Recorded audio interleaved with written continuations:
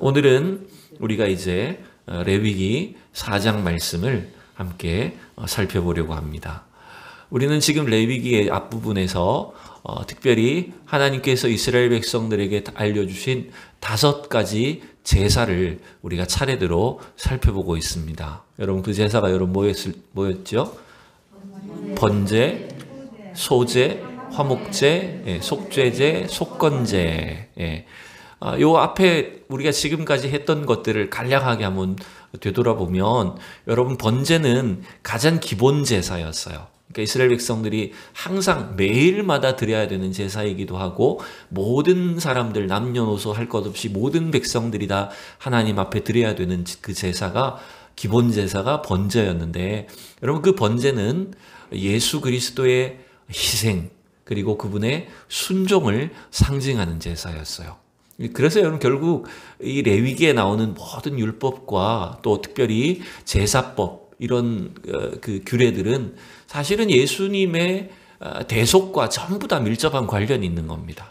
다 예수님의 십자가 사역을 다 일부분을 다 보여주는 것이 이 레위기의 말씀이라고 볼 수 있어요. 그래서 여러분 학자들은요 이 레위기 말씀을 구약의 복음서다 이렇게도 표현을 하기도 합니다. 그만큼 레위기에는 예수님의 그 십자가 구원에 대한 생생한 그림들을 미리 보여주고 있기 때문에 그래요. 그 다음에 두 번째가 뭡니까? 번제 다음에 소제사 위에 있잖아요. 소제는 뭘로 드리는 제사죠? 제물을 뭘로 드렸죠? 특별히? 네, 곡식에 고운 가루를 드렸죠. 그것은 여러분 뭘 상징할까요? 예수 그리스도의 삶, 그분의 낮아지심, 그 섬김, 그것을 나타내는 것이 소제예요. 그래서 우리도 하나님을 섬길 때, 또 교회를 섬길 때 그와 같이 낮아져야 된다는 거죠. 그래서 용각산 소리가 나지 않는다 그랬잖아요. 아주 곱게 갈려져서 아무 소리도 없이 이름도 없이 주님을 섬기는 그런 우리 성도들이 되셔야 돼요. 그 다음에 지난주에 우리가 살펴봤던 3장에서는 화목제를 살펴봤는데 여러분 이 화목제는 이것은 화목하기 위해서 드리는 제사라기보다는 하나님과 화목하게 된 것을 감사하고 기뻐해서 하나님 앞에 자원하는 마음으로 드리는 제사. 그래서 이거는 의무라기보다는 자원하는 그런 그 헌신하는 마음으로 제사를 드리는 건데 이 화목제는 특별히 여러분 어떤 제사냐면 축제, 잔치와 같은 제사였다는 거예요. 그래서 하나님과 화목하게 된 백성들이 그 은혜를 함께 나누고 기뻐하여 잔치를 하듯이 그런 제사가 화목제였고 또 미리 하나님께서 우리에게 주실 그 천국 잔치를 미리 경험하게 하는 것. 여러분 우리의 예배가 우리 오늘날 신앙생활이 이와 같은 잔치가 되어야 될 줄로 믿습니다.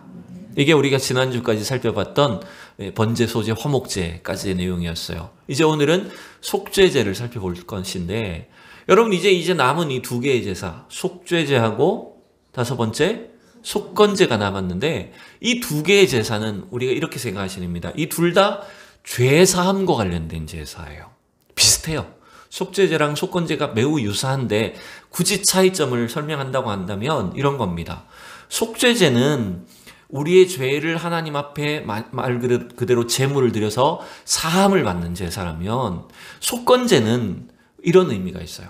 하나님 앞에서든 사람들에게 대해서든 내가 어떤 죄를 지어서 잘못한 일이 있을 때 누군가에게 손해를 끼쳤을 때 그 손해를 배상하는 의미가 들어있는 게 이 속건제입니다. 그래서 하나님 앞에도 단순히 속죄로 그치는 게 아니라 뭔가 성전에 보상을 해야 돼요. 사람한테도 자기가 죄 지은 게 있으면 그 사람한테 지은 죄에 대해서 하나님 앞에 속죄를 하고 나서 보상을 하는 것. 이게 이 개념이 들어있는 게 속건제라는 겁니다. 이제 그거는 이제 다음에 우리가 살펴볼 것인데 오늘은 이제 우리는 4번째 속죄제에 대해서 함께 말씀을 함께 살펴보도록 하겠습니다. 1절, 2절 함께 다시 말씀 보고 살펴보도록 하죠. 1절, 2절 같이 읽어봅시다. 시작. 여호와께서 모세에게 말씀하여 이르시되 이스라엘 자손에게 말하여 이르라 누구든지 여호와의 계명 중 하나라도 그릇 범하였으되 이렇게 시작합니다. 일단 1절은 하나님이 모세를 통해서 직접 이스라엘 백성들에게 이 말씀을 주셨다는 걸 알려주는데 2절의 말씀을 보면 이 속죄제의 어떤 그 종류가, 속죄제의 특징을 이렇게 설명을 하죠. 이스라엘 자손 누구든지라고 이렇게 시작했잖아요. 그러면 누구든지라는 말은 앞서서 우리가 번제나 소제처럼 모든 사람이 드려야 되는 제사였다는 거죠. 그죠? 세 번째 했던 화목제는 자원하는 마음으로 특별히 좀 나누고 싶은 사람들, 감사를 표현하고 싶은 사람들이 자발적으로 드는 제사였다면 이 속죄제와 속건제는요, 모든 사람들이 다 하나님 앞에 죄 사함을 받기 위해서 드려야 되는 제사였다는 거예요. 왜 모든 사람이 드려야 될까요, 여러분? 우리 모두가 다 죄인이기 때문에 그런 겁니다. 다 우리가 죄인이고 또 죄를 반복하기 때문에 우리는 이 죄에서 예외가 될 수 있는 사람이 없죠. 그래서 누구든지 여호와의 계명 중 하나라도 범하면 하나님 앞에 이렇게 속죄제를 드려야 된다라고 이렇게 말해요. 그래서 여러분 이 속죄제가요, 오늘 우리가 4장 1절부터 12절을 읽었지만 여러분 성경 본문에서 보면 5장 13절까지 갑니다. 굉장히 길어요. 속죄제를 차지하는 분량이 4장만 있는 게 아니라 5장까지 넘어가게 됩니다. 그래서 그 단락들을 쭉 살펴보면 처음에는 제사장의 속죄가 나오고요. 그 다음에 온 회중들, 이스라엘 백성들 전체가 죄를 지었을 때 어떻게 속죄해야 되는지, 그 다음에는 그 백성의 지도자들, 그러니까 족장들의 죄, 그 다음에 평민들의 죄, 그 다음에 5장으로 넘어가 보면 가난한 사람들, 드릴 것이 없어가지고 비둘기조차 드리지 못한 사람들은 그 소제를 통해서라도 하나님 앞에 속죄를 해야 된다. 그 내용까지가 쭉 이어져 있어요. 그러니까 이거는 뭐 재산의 많고 적음도 아니고 높고 낮음의 개념도 아니고 모든 사람들이 하나님 앞에 반드시 이 죄 사함을 받아야 된다. 그게 속죄의 제사였다라고 알 수가 있어요. 근데 여러분, 왜 이와 같이 속죄제를 자세하게 설명을 했을까요? 그리고 특별히 오늘 우리가 읽은 이 단락 1절부터 12절까지는 제사장의 죄에 대해서 속죄하는 내용이 나타나는데 왜 이와 같이 자세하게 설명을 할까요? 그것은요, 이렇게 생각하셔야 됩니다. 하나님의 백성으로서 우리 한 사람 한 사람의 어떤 죄와 우리의 행동은 단순히 개인의 문제만이 아니라는 겁니다. 여러분 생각해 보세요. 이스라엘 백성들을 대표하는 이 제사장이나 백성의 지도자들인 족장의 죄가 있다고 했을 때 그 한 사람의 죄는 마치 어떤 것이 됩니까? 이스라엘 백성들 전체의 죄가 되는 겁니다. 우리도 마찬가지입니다. 우리가 하나님의 교회를 대표하고 신앙생활하는 우리 성도들 개개인으로 존재하지만 우리는 이 전 세계에 있는 어쩌면 모든 교회를 대표하는 사람들이라는 걸 여러분 기억하셔야 됩니다. 제가 작년에 그랬죠. 대표기도회 원리할 때 말씀드렸잖아요. 여러분 우리의 기도는요, 교회를 대표하는 기도인 겁니다. 단순히 예배 시간에 대표기도만이 아니더라도 우리 각자가 어떻게 기도하느냐, 어떻게 하나님을 이 땅에서 섬기고 신앙생활을 하느냐 하는 것들은 하나님의 교회 전체를 대표하는 원리라는 것입니다.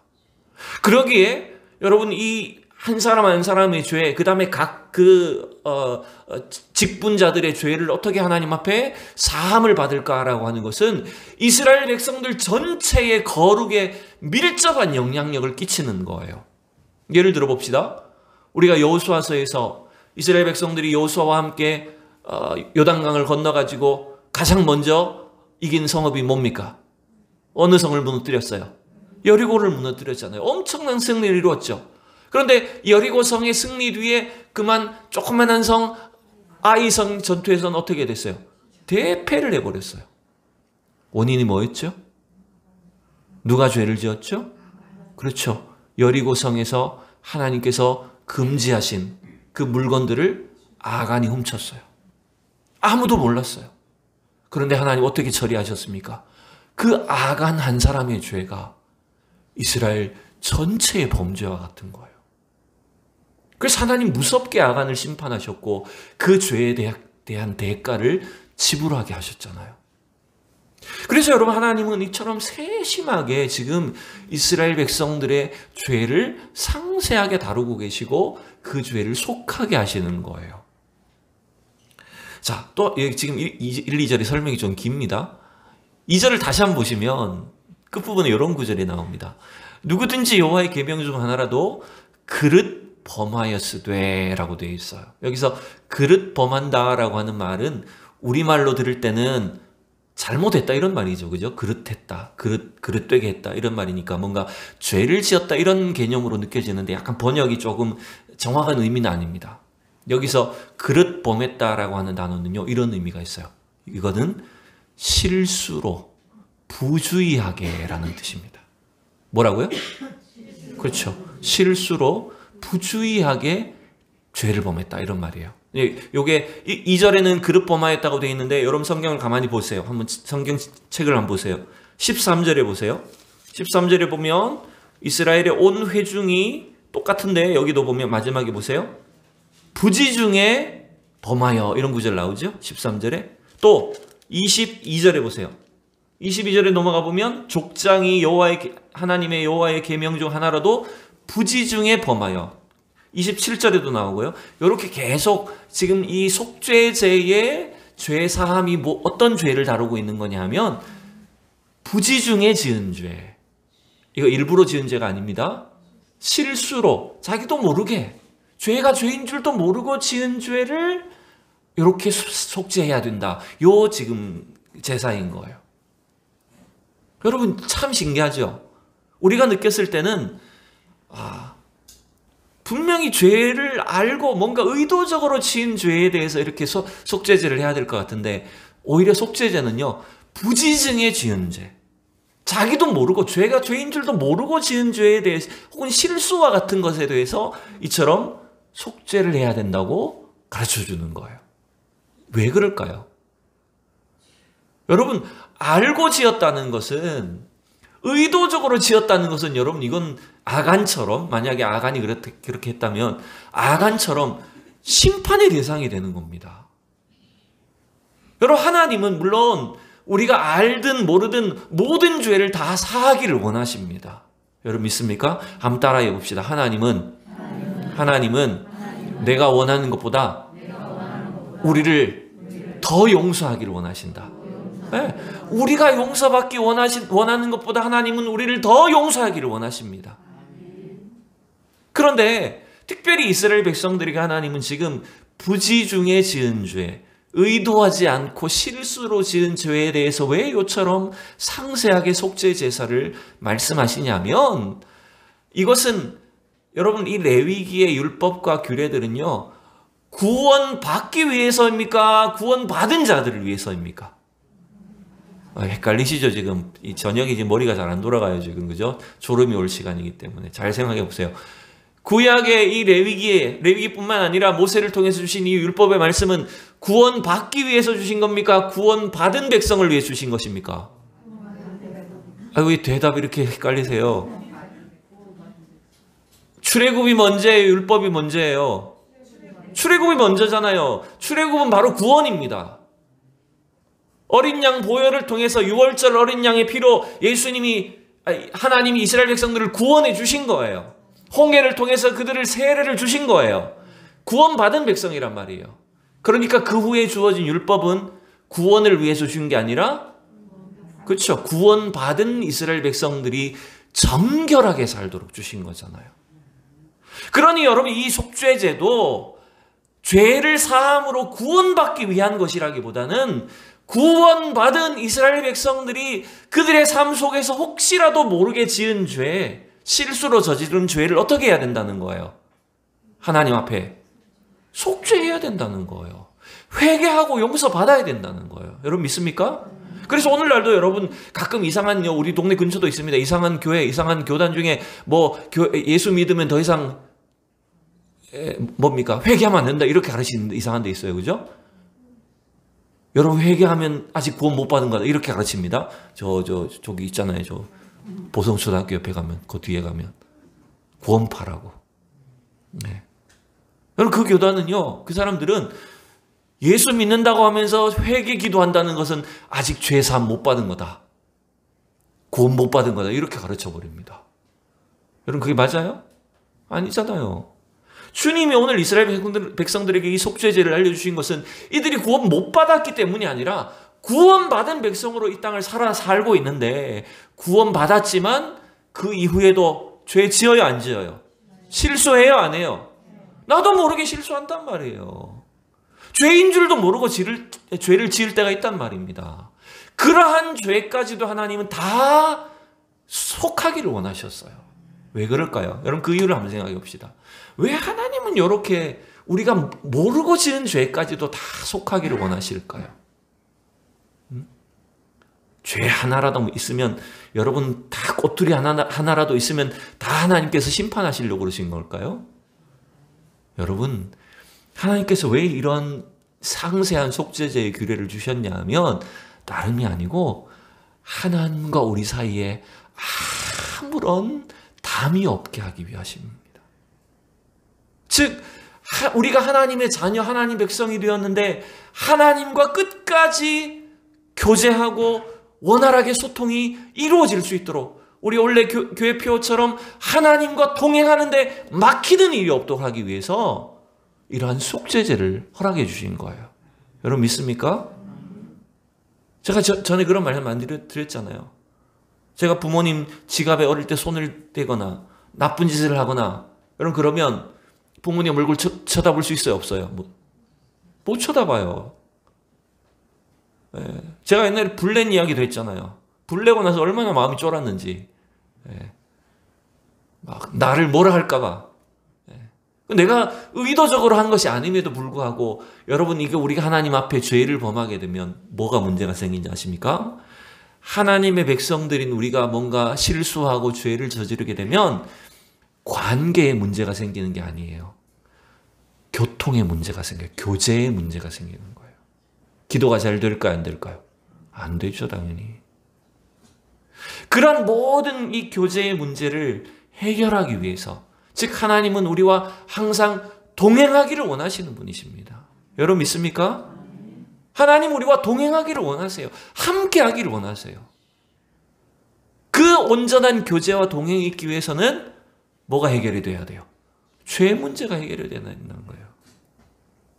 그래서 하나님 오늘 이 속죄제의 규례를 알려주신 겁니다. 자, 이제 다 살펴볼 수는 없고 대표적으로 오늘 첫 번째인 제사장의 속죄에 대해서만 자세히 좀 살펴보면 이렇게 되어 있습니다. 만일 기름 부음을 받은 제사장이 범죄하여 백성의 허물이 되었으면, 여러분 보세요. 제사장 한 사람의 죄도 누구의 허물이 되어버립니까? 백성의 허물이 됩니다. 여러분 특별히 우리 앞서 있는 저와 같은 목회자, 우리 교회를 섬기는 우리 중직자들, 교회 일꾼된 우리 성도들이 잘못하면 그게 누구의 허물이 됩니까? 교회의 허물이 될 수 있다는 거예요. 그래서 하나님이 죄를 이렇게 상세하게 반드시 속죄를 받아야 된다고 가르치는 겁니다. 그가 범한 죄로 말미암아 흠없는 수송아지로 속죄제물로 여호와께 드릴지니라고 되어 있어요. 자, 그 다음에 넘어가 보면 4절 읽어봅시다. 시작. 그 수송아지를 회막 문 여호와 앞으로 끌어다가 그 수송아지 머리에 안수하고 그것을 여호와 앞에 잡을 것이요. 자, 이거 계속 반복되죠. 안수하는 거. 이 안수가 뭐라고요? 네, 축복하는 게 아니죠. 죄를 전가하는 겁니다. 그러니까 여러분 누가 안수하고 누가 잡을까요? 그렇죠. 이 죄를 범한 여기서는 제사장이겠죠. 이 제사장이 죄를 지은 거니까.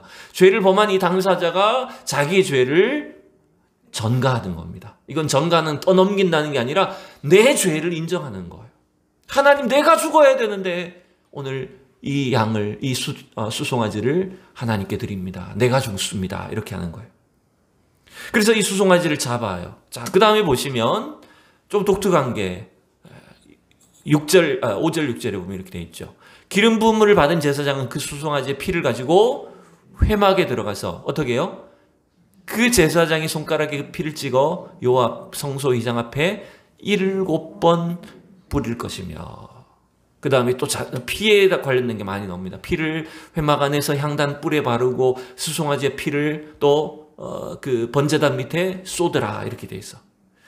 여러분 피가 뭐라고요? 피는 생명이죠. 여러분 피를 7번 뿌리고 그 다음에 향단 뿔에 바르고 번제단에 그 피를 다 쏟아낸다라고 하는 것은 그 생명을, 나의 이 목숨을 하나님께 완전히 바칩니다라고 하는 거예요.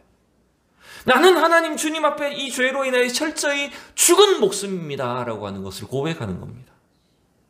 여러분, 그래서 여러분 이 속죄는 피와 관련해서 이 행동이 굉장히 자세하게 나타나 있는 겁니다.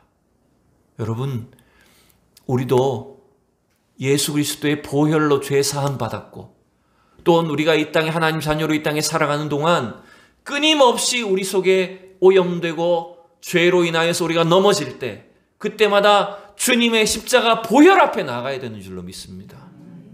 우리의 죄를 씻을 수 있는 길은, 우리를 정하게 하는 것은 오직 주님의 십자가 보혈밖에 없다는 거예요. 왜 그럴까요? 우리는 늘 이 죄악된 세상 속에 살기 때문에, 우리 눈에 보이지 않아도 그게 죄가 죄인 줄도 잘 모르는 이 악한 세대 속에 우리가 살고 있기 때문에 끊임없이 죄에 오염되기 쉽잖아요. 지금은 뭐 많이 없지만 예전에 저 강원도나 이런 탄광 지역, 연탄 공장이나 뭐 이런 데 가면 어떻게 될까요? 눈에 보이진 않아도 빨래 해가지고 널어놓으면 어떻게 되죠? 네. 어느새 여러분 그 연탄 가루가 다 묻어 있어요. 눈에 안 보이는데 그 조금만 돌아다니면 탄 가루가 얼굴에 잔뜩 앉아 있어요. 여러분, 이 세상이 그렇다는 겁니다. 우리가 하나님 자녀로 살지만 끊임없이 이 세상의 이 죄악된 문화와 세상 이 오염된 이 환경 속에 우리가 살기에, 여러분 그 탄가루 묻으면 어떻게 해요? 아이고 피부가 좋네 이렇게 합니까? 어떻게 하셔야 됩니까? 씻어야 되잖아요. 날마다 우리는 씻어야 되고 샤워해야 되고 옷을 빨아입어야 되는 것처럼 우리 죄를 주님의 십자가 보혈 앞에 날마다 정하게 하는 그 주님의 속죄의 은혜를 경험해야 된다는 거예요. 그게 이 속죄제의 축복이고 은혜라는 것을 알 수가 있습니다. 자, 그 다음에 넘어가 볼까요? 자, 8절 보면 이제 이것은 비슷합니다. 화목제하고 비슷해요. 곧 그 속죄제물이 된 수송아지의 모든 기름을 떼어낼지니 곧 내장에 덮인 기름과 내장에 붙은 모든 기름과, 9절을 봅시다. 두 콩팥과 그 위에 기름 곧 허리 쪽에 있는 것과 간에 덮인 코풀을 콩팥과 함께 떼어내되 화목제 제물의 소에게서 떼어냄 같이 할 것이요 제사장은 그것을 번제단 위에서 불사를 것이니라. 똑같죠. 이것은 화목제와 똑같은 거죠. 여기서도 화목제와 같이 하라 그랬잖아요.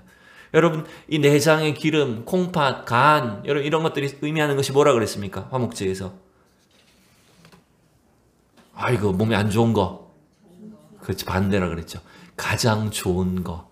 그리고 여러분 간과 콩팥은요, 이 고대의 생각으로는 간과 콩팥은 우리의 가장 깊숙한 내면의 마음을 상징하고, 여러분 간과 콩팥이 특별히 또 하는 게 뭡니까? 걸러주는 기능이잖아요. 불순물을 거르는 것처럼 우리의 이 모든 깊숙한 죄를 하나님 앞에 들여서 태우는 것, 이런 것들을 여러분 상징하는 것 같아요. 이것은 화목제하고 똑같아요. 근데 이제 좀 다릅니다. 그 다음 보시면 달라요. 여기가 좀 중요하죠. 11절, 12절. 이제 좀 다른 걸 봅시다. 속죄제의 다른 특징을 보면 같이 읽어봅시다.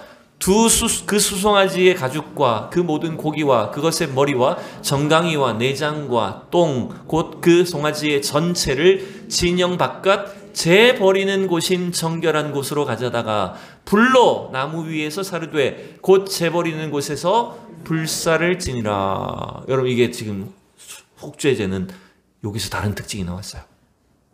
화목제는 어떻게 했습니까? 그 기름과 이런 것들은 번제로 드리고 고기는 어떻게 했어요? 잔치로 같이 나눠 먹었죠. 그런데 속죄제의 제물은 어떻게 해요? 네. 그냥 불사라는 게 아니라 그 나머지 머리, 그 몸통, 다리, 살, 이런 것들은 다 내장, 심지어 똥, 다 어떻게 해요? 그쵸. 여기 주목하셔야 될 거 그것이에요. 진영 바깥 재버리는 곳에다가 정결하게 나무에 불로 붙여서 태워버려야 된다. 먹지 말게 하고 그 다음에 이것을 진영 밖에서 태우도록 이렇게 기록했습니다. 여러분, 화목제를 생각해 보면 이 고기가 얼마나 귀한 시대였겠어요. 그죠? 근데 왜 하나님은 이 속죄제의 제물을 먹지 못하게 하시고, 물론 이제 그 종류에 따라서 먹기도 했었습니다. 지금 앞에 나오는 것들은 못 먹게 되어 있어요. 특별히 제사장의 죄와 그 다음에 족장의 죄에 대해서. 여러분 놀랍게도 이 속죄제의 규례는요, 예수 그리스도의 십자가를 보여주는 그림입니다. 이 속죄는 결국 인간의 우리의 죄를 대신 짊어지고 가는 그 속죄의 제물이 완전히 하나님 앞에 자기 자신을 드려야 되는 걸 상징합니다. 말 그대로 여러분 이렇게 되는 겁니다. 우리의 죄를 대신 짊어졌기 때문에 속죄 제물 자체는 어떻게 되는 거냐면 부정한 것처럼 돼버렸어요. 그죠? 왜냐하면 죄를 전가했기 때문에. 그래서 이 부정한 것처럼 되어버린 이 제물은 진영 안에 있을 수 없고 성전 안에 있을 수 없고 성전 밖으로, 진 밖으로 쫓아낸 바 되어서 거기서 희생이 되는 거예요. 여러분, 이 일은 결국 예수님의 십자가 사역을 미리 보여준 그림이에요. 예수님은 이 속죄제의 규례에 따라서 성전 안에서 온전히 자기 자신을 내어놓으실 뿐만 아니라 성문 밖에서 골고다 언덕에서 십자가를 지시고 자기 자신을 드리셨어요. 그 내용이 히브리서 말씀에 기록되어 있어요. 자, 우리 구절을 함께 보죠. 12절, 13절 두 절만 시작. 그러므로 예수도 자기 피로써 백성을 거룩하게 하려고 성문 밖에서 고난을 받으셨느니라. 그런즉 우리도 그의 치욕을 짊어지고 영문 밖으로 그에게 나아가자. 여러분, 성전의 개념일 때는, 건물의 개념일 때는 성문 밖이고요. 그 다음에 장막의 개념일 때는 영문 밖으로 돼 있는 거예요. 똑같은 겁니다. 예수님은 우리의 죄를 십자가에 짊어지시기 위해서 아무 죄가 없으신 흠 없는 어린 양이신데 그분이 흠 있는 부정한 제물처럼, 속죄 제물처럼 어떻게 되셨어요? 영문 밖으로, 성문 밖으로 쫓겨나셨어요. 골고다 언덕을 올라가셨어요. 거기서 우리를 위해 자기 자신을, 모든 것들을 다 내어놓으심으로 인해서 우리에게 완전한 속죄를 이루어 주셨어요. 여러분, 오늘 이 레위기의 이 속죄가 오늘 예수 그리스도의 십자가의 구원과 또한 그 보혈의 은혜를 통하여 오늘도 우리 모두의 삶을 날마다 정결케 하고 하나님과 완전한 교통과 교제를 이루게 하는 줄로 믿습니다. 여러분, 이 은혜가 우리에게 필요합니다. 여러분, 그래서 이 속죄제의 단락의 각 마지막 단락의 끝은 어떻게 되어 있는지 아십니까? 제가 이 구절을 다 자막을 띄우지 못했지만 여러분 가만히 보십시오. 20절 한번 보세요. 4장 20절에 보시면 어떻게 끝이 납니까? 그 송아지를 속죄제의 수송아지 한 것 같이 할지며 제사장이 그것으로 회중을 위하여 속죄한즉 다 같이 그들이 사함을 받으리라. 26절도 제일 마지막 절, 그를 위하여 속죄한즉 그가 사함을 받으리라. 31절, 제사장이 그를 위하여 속죄한즉 그가 사함을 받으리라. 35절 마지막에도 이같이 제사장이 그가 범한 죄에 대하여 그를 위하여 속죄한즉 그가 사함을 받으리라. 할렐루야. 여러분, 이 속죄제는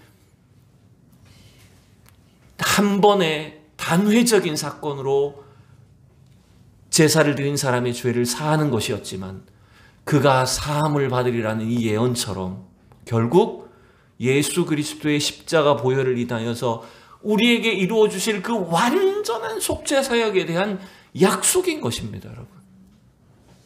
이 말씀을 준비하다가 어떤 장면이 생각났냐면 예수님이 갈릴리에서 사람들을 고치실 때 이런 일이 있었죠. 가버나움 동네에서 한 중풍병자를 데리고 왔는데 사람들이 너무 많아가지고 가까이 올 수 없었어요. 그래서 어떻게 했어요? 친구들이 중풍병자를 메고, 침상째로 메고 와서 지붕을 열어가지고 달아내렸죠. 그때 그 예수님이 그 중풍병자와 그 친구들의 믿음을 보시고 뭐라고 말씀하셨을까요? 어떻게 그렇게 잘 아세요? 네. 누가복음 5장에 이렇게 되어 있어요. 한 중풍병자를 사람들이 메고 와서 예수님 앞에 드렸어요. 이제 넘어가 봅시다. 20절만 읽어봅시다. 20절 시작. 예수께서 그들의 믿음을 보시고 이르시되 이 사람아 내 죄사함을 받았느니라 하시니. 아멘. 여러분, 이 예수님의 이 선포에 바리새인들, 서기관들은 막 또 욕을 했죠. 저거 고칠 능력 없으니까 말로만 죄사함 받는다고 막 이렇게 예수님 비방했어요. 그때 예수님이 뭐라고 하셨냐면 죄사하는 것과 고치는 것 어느 것이 쉽겠느냐 그랬죠. 예수님은 이 속죄의 제물로 이 땅에 오셔서 죄로 인하여서 망가진 중풍병과 같이 무너진 우리 인생 가운데 오셔서 죄의 사함을 영원한 속죄의 사역을 이루실 뿐만 아니라 우리를 그 질병에서 일으키시고 우리를 영원한 죄악 가운데서 회복시켜 주시는 그 생명의 주인으로 오셨다는 것을 예수님 분명히 선포하셨어요. 저는 오늘 이 레위기에 나오는 죄 사함을 받으리라는 이 예언이 바로 예수님을 통해서 똑똑히 이루어진 걸 우리가 다시 한번 주목해야 됩니다. 오늘도 우리의 죄를 가지고 우리의 연약함을 가지고 주님 앞에 나아가기만 하면 예수님께서 말씀하신 것처럼 중풍병자를 일으키신 것처럼 네 죄 사함을 받으리라고 우리의 죄를 속해 주시고 우리를 회복시켜 주시고 일으켜 주실 줄로 믿습니다. 날마다 이 속죄의 은혜를 경험한 우리 성도들이 되기를 원합니다. 날마다 우리의 연약함을 가지고 주님 앞에 엎드리며 주님의 회복의 은혜를 경험할 수 있기를 축복합니다. 여러분, 진짜 은혜는 뭔지 압니까? 진짜 은혜는 부자 되고 성공하는 게 아닙니다. 진짜 은혜는 내가 죄인인 줄 깨닫는 것이 은혜입니다. 여러분, 속죄의 출발점은 뭡니까? 내가 죄인 된 것, 나의 이 죄성을 깨닫는 데서부터 참된 회개가 시작되고 그 회개를 가지고 주님의 보혈을 의지할 때 주님은 우리를 그 죄 속에서 속하여 주시는 줄로 믿습니다. 그리야 할 때 우리 안에 놀라운 변화와 생명과 축복이 일어나게 될 것입니다. 여러분, 오늘도 이 저녁에 주님의 보혈을 의지합시다. 하나님, 나는 참으로 하나님 앞에 나설 수도 없는, 주님 앞에 그 어떤 것도 주님 앞에 드릴 수 없는 부족한 죄인입니다. 내 영혼에 내 속에 있는 이 어두움과 죄악된 것들은 주님이 다 알고 계십니다. 주님 앞에 우리 연약한 것들을 고백하며 참 이 중풍병자와 그 친구들과 같이 절박한 심정으로 주님 앞에 나아갈 때, 주님의 보혈을 의지할 때 주님 주신 놀라운 생명과 은혜를 이 밤에도 경험하게 될 줄로 믿습니다. 우리 같이 기도합시다. 주님의 말씀 앞에 오늘도 하나님, 나의 죄인 된 것을 우리는 착하게 의롭게 떳떳하게 산다고 생각하지만 우리가 부지중에 저지른 죄, 형제의 마음을 아프게 하고 하나님 앞에 제대로 순종하지 못하여 참으로 수많은 죄악을 저지르며 살아갑니다. 하나님, 그럼에도 불구하고 우리의 이 죄를 속하기 위하여 예수 그리스도의 그 십자가 보혈을 우리에게 허락하여 주셨사오니 주님, 오늘 주님의 보혈을 의지하여 하나님 앞에 나아갑니다. 주님, 우리를 정결하게 하여 주시옵소서. 우리의 죄악된 것, 우리의 망가진 것, 하나님, 우리의 이 모든 질병과 연약함을 주님 고쳐 주시옵소서. 우리를 회복하여 주시옵소서. 우리 가정과 우리의 삶을 주님 온전케 하여 주셔서 날마다 하나님과 교통하게 하시고 하나님과의 교제가 회복되게 하시고 일평생 하나님과 동행하는 우리의 삶이 되게 하여 주시옵소서. 우리 시간 주여 외치고 합심해서 함께 기도하겠습니다. 주여!